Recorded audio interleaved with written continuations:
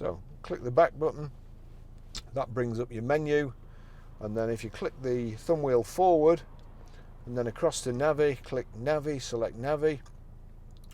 We'll just click on it again, and you've got at the bottom here, it brings your menu up, and you've got guide, traffic, position, destination. So we'll click on destination, address entry.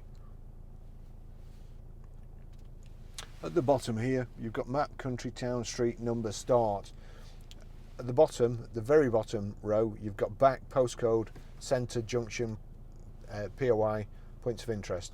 So to postcode, click postcode.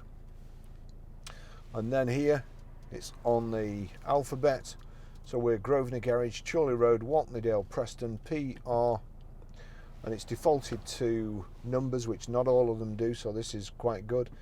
PR5, 4, then back to, oh, now I need to go back because I just cocked that up.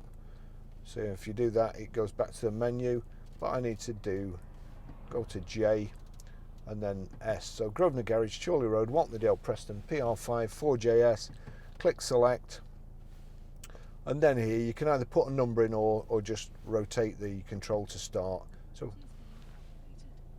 please follow the road for 2 miles.